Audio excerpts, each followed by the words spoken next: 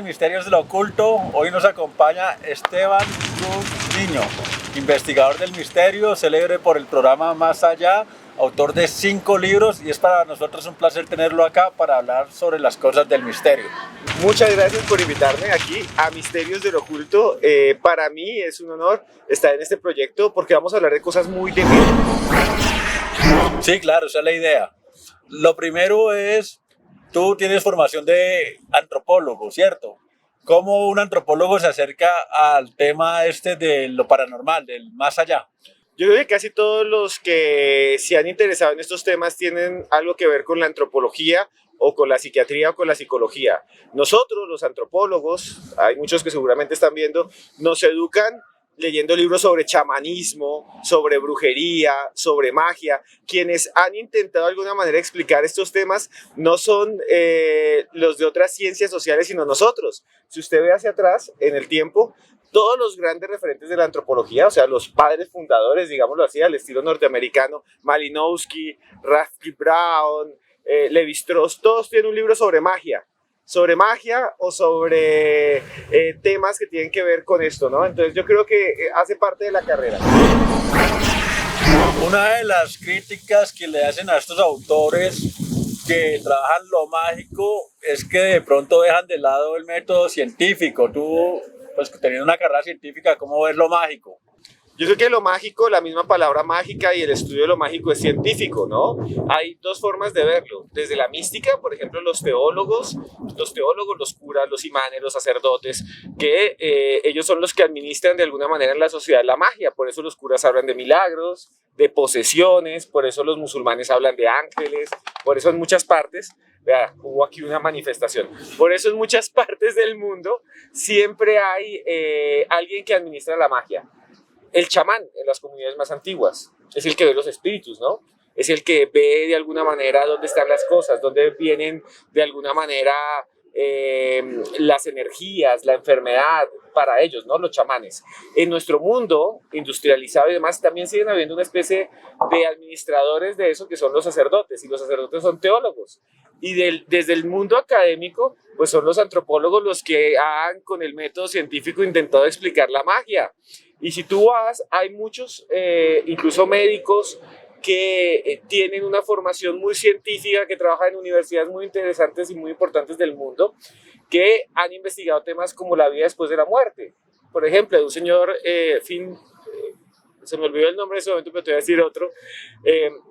Hay varios científicos que han intentado saber qué pasa cuando la gente, por ejemplo, está moribunda y que ve el túnel y eso. Para muchos eso sería, wow, una alucinación, no sé qué más. Pero hay gente muy seria, Elizabeth Kubler-Ross en su momento, o hay científicos en grandes universidades del mundo que están investigando ese fenómeno desde la ciencia. Me recuerdo esa película llamada Mártires, que es una persona obsesionada en qué es lo último que ve una persona a punto de morir. Pero desde el punto de vista vital, ya no tanto pues por tus estudios o académico, tu cercanía, ¿cómo ha sido tu acercamiento hacia el más allá? Bueno, yo sí quiero decir que yo no creo en casi nada. O sea, yo no creo en nada, no soy religioso, nunca he visto un ovni, como hablábamos hace un rato, yo nunca he visto un ovni, nunca he visto un fantasma, ¿no? Por ahí hay una gente que hace más shows, por ejemplo, que dice, madrea los fantasmas, que manifiesta, hijo de puta, y un montón de cosas así. Eso realmente es un show, ellos tampoco creo que lo crean, pero sí existe como fenómeno social. Entonces lo que yo hago es acercarme a ese fenómeno social, tratar de ver los casos, y tratar de ver en esos casos qué hay de cierto y qué hay de falso, pero yo no puedo encontrar la verdad. De alguna manera uno no puede decirle a alguien que está loco porque ve un ovni y después aparece un video de la NASA que lo confirma, pero yo no le puedo decir a los de la NASA, ustedes confirmaron que hay extraterrestres. Eso no se sabe, por eso es un misterio. Lo que hacemos es periodismo de misterio. Yo creo que si yo fuera un creyente, si yo creyera que aquí viven los pleyadianos y me pueden contactar y viene una pleyadiana que está súper buena y tenemos sexo brutalmente contra una pared en una residencia de Chapinero, pues si yo creo eso, realmente soy un creyente y no tendría de alguna manera la distancia para poder analizar los casos, ¿sí? Si tú dentro de la religión eres un creyente, obviamente partes de fundamentos y te vuelves fundamentalista y no puedes observar el fenómeno como algo que está sucediendo desde afuera y no tienes objetividad. Y en parte busco la objetividad y buscamos la mayoría de los que hacemos periodismo de misterio, y por eso si tú hablas con casi todos, no son creyentes. ¿Por qué crees que existe este auge del periodismo del misterio en la actualidad? Yo creo que esto no es nuevo. El periodismo de misterio ha sido muy fuerte en varias etapas de la historia. Si vamos a los años 80, hay un momento brutal en que existía un programa en Estados Unidos que se llamaba Misterios sin resolver, en el que teníamos, por ejemplo, a un autor que vendía millones al estilo Harry Potter. Así que el Harry Potter de los 80 en español fue el señor J.J. Benítez con Caballo de Troya. Todo el mundo tenía un libro de Caballo de Troya.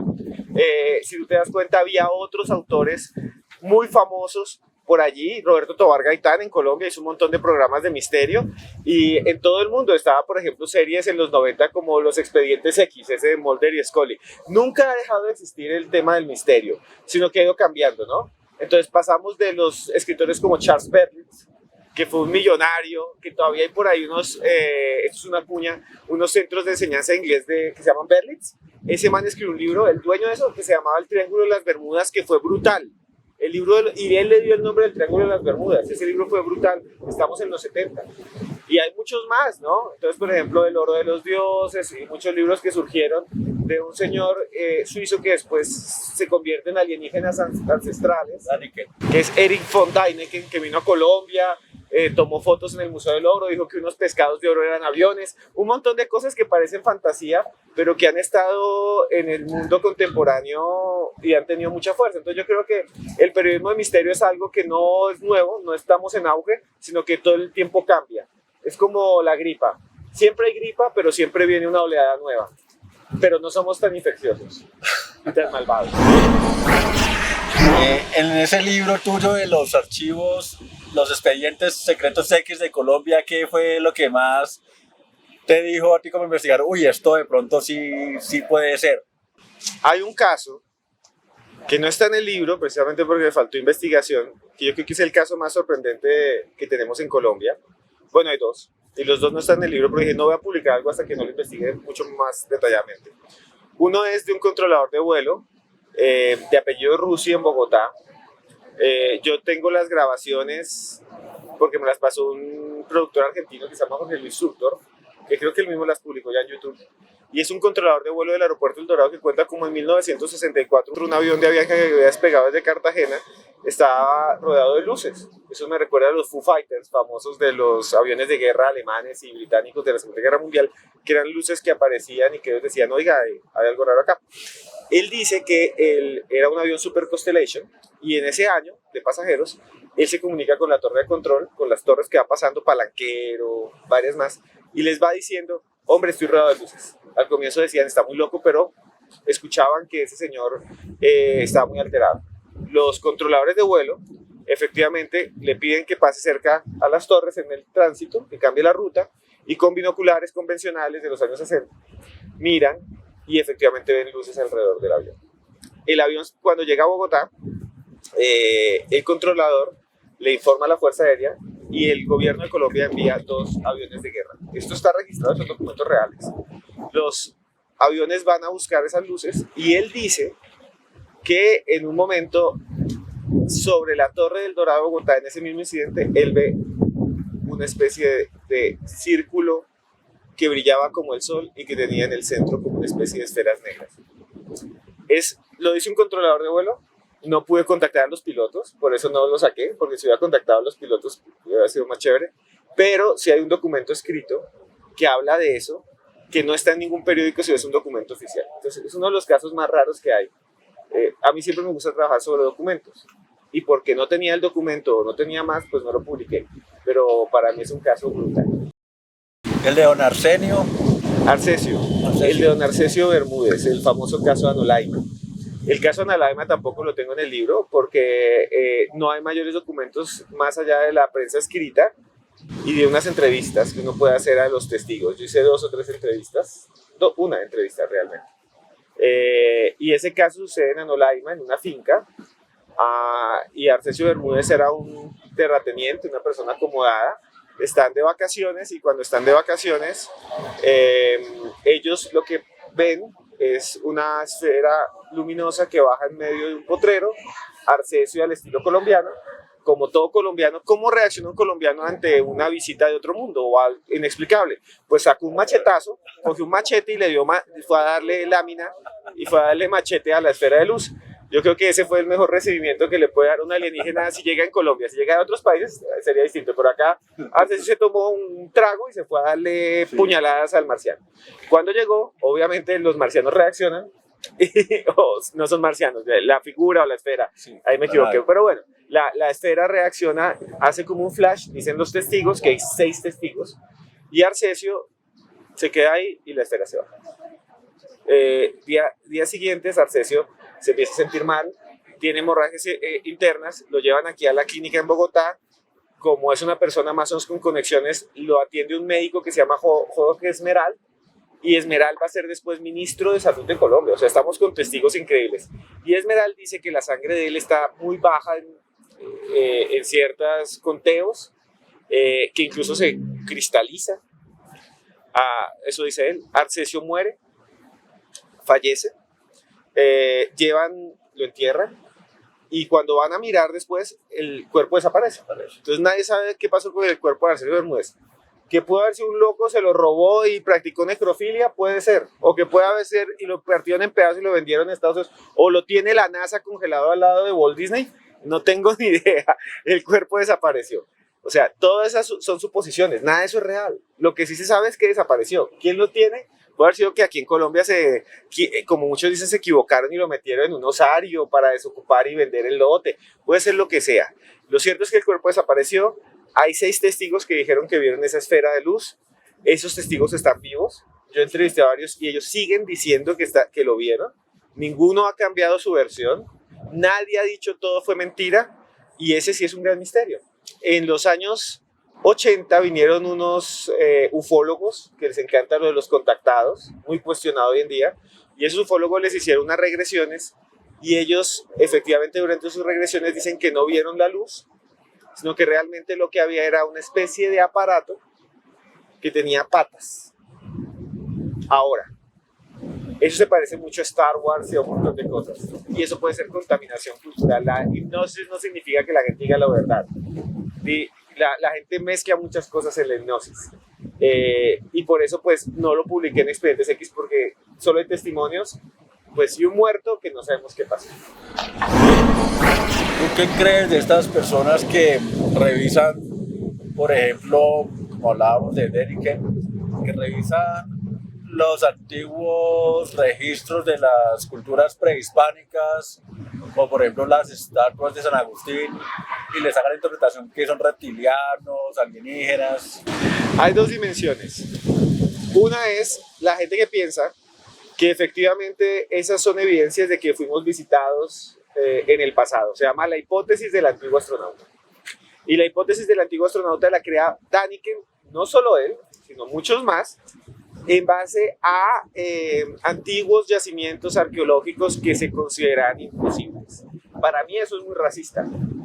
¿Por qué? Porque que un europeo venga a decir que las pirámides de Egipto las hicieron los marcianos o los alienígenas, para mí eso es de alguna manera decir somos los únicos.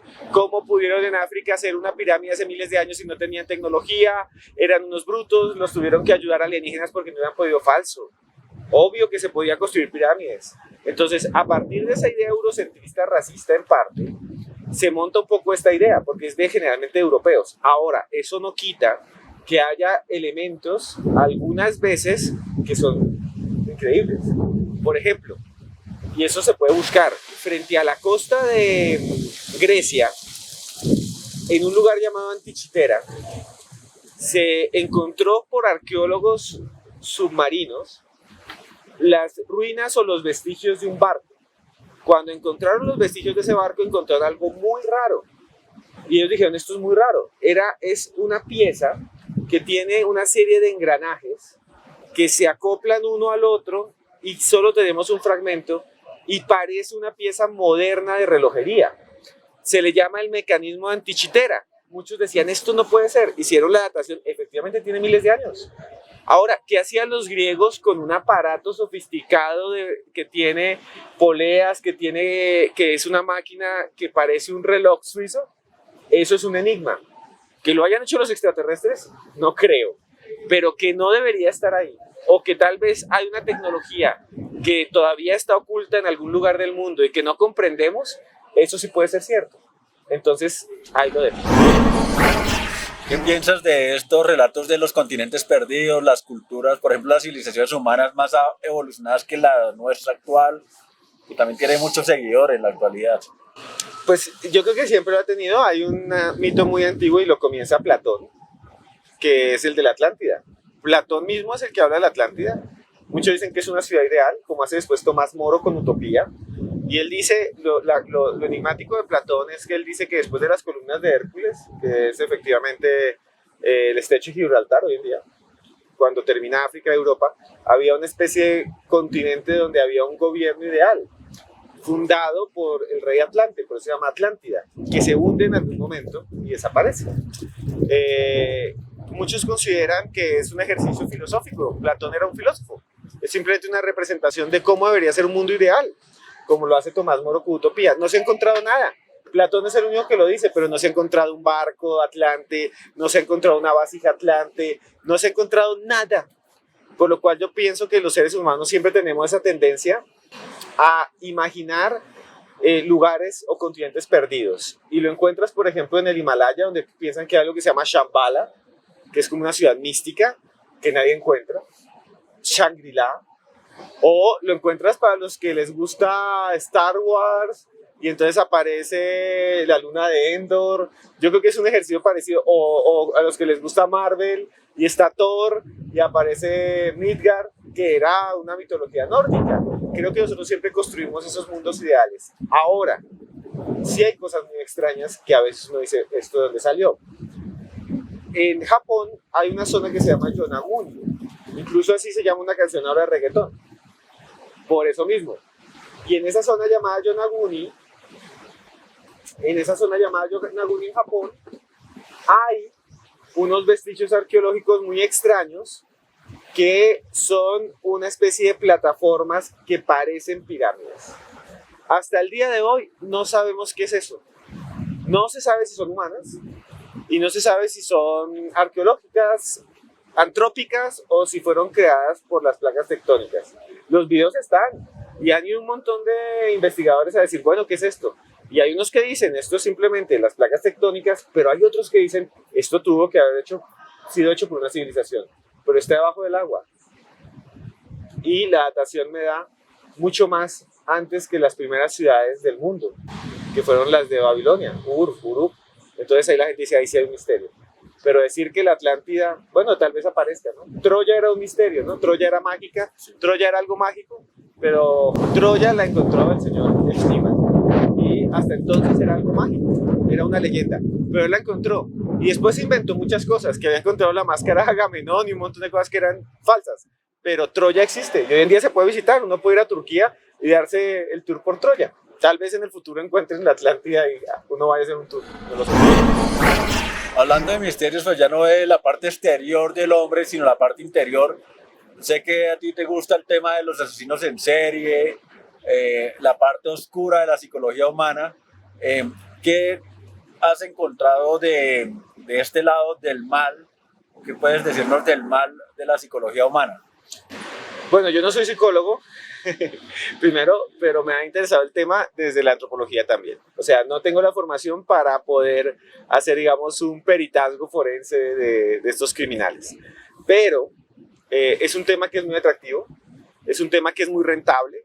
O sea, si tú haces un documental sobre el problema de las calorías y la diabetes, nadie lo va a ver, o lo va a ver a menos personas.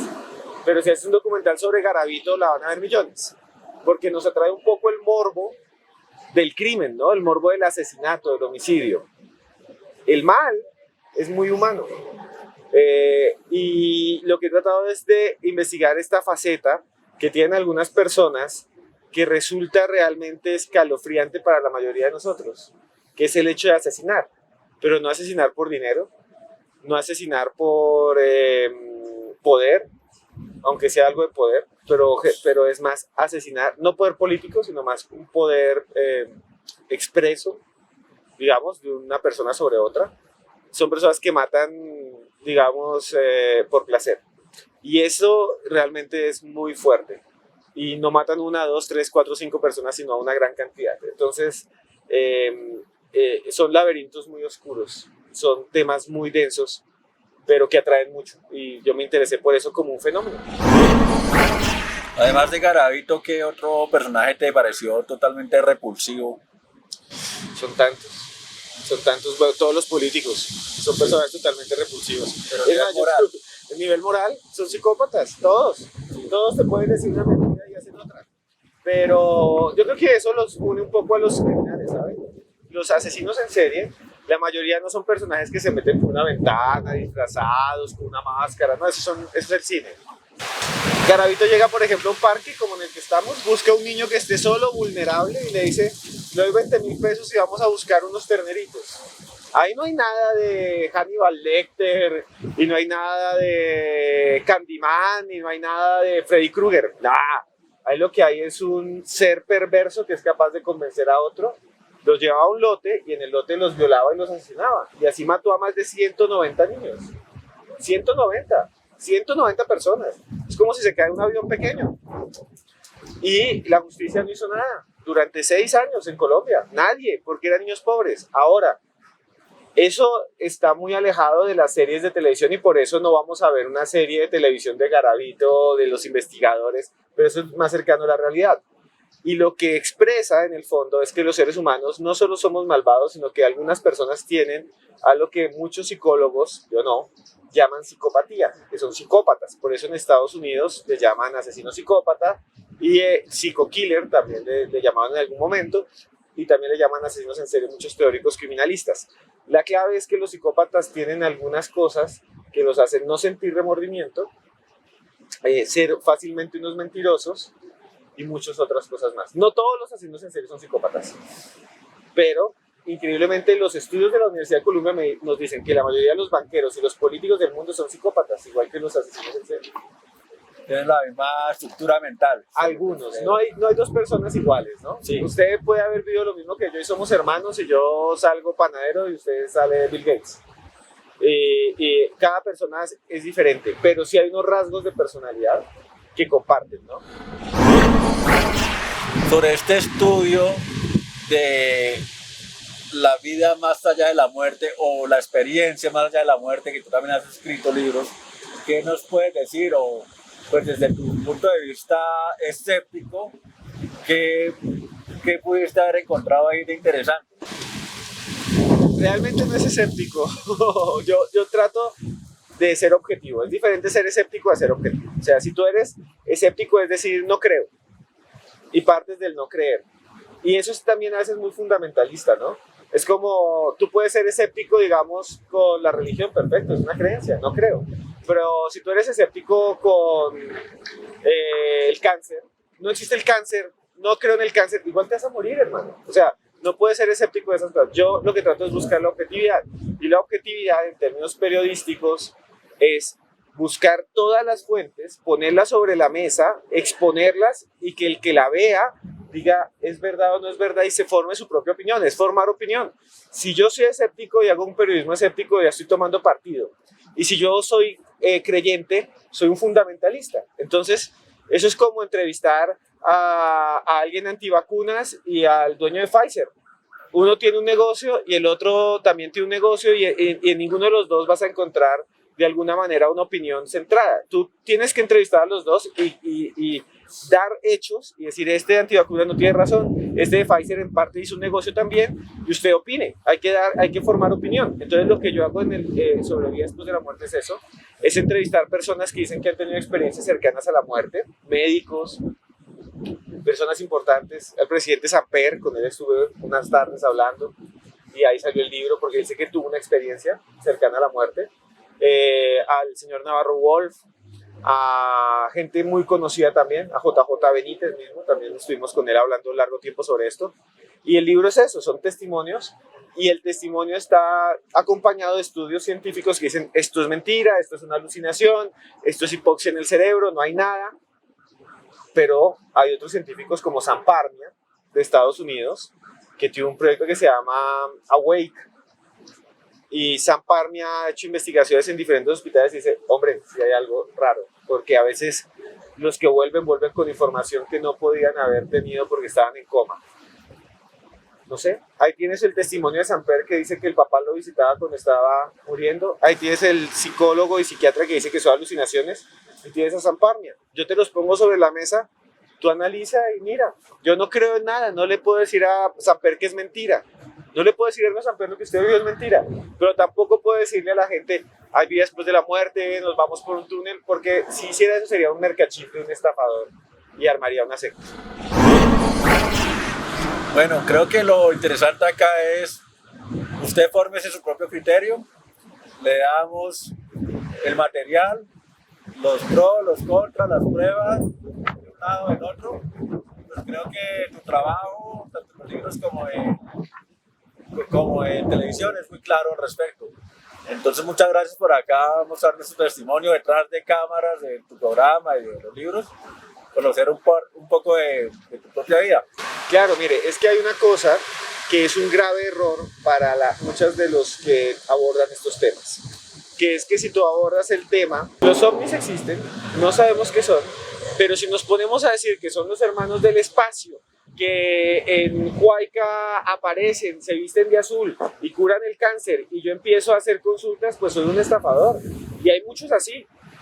Entonces eso es lo que le hace mucho daño a este tema, porque el tema del misterio está en el límite entre la fantasía y la realidad. Y ese es el mismo límite de las religiones. O sea, qué pena decirlo, pero si hay gente que piensa que Moisés abrió el Mar Rojo y son miles de millones de personas lo han creído. Y lo creen, está bien, yo no lo digo, pero no hay una prueba. Pero cuando tú llegas hasta allá puedes hasta matar por una creencia.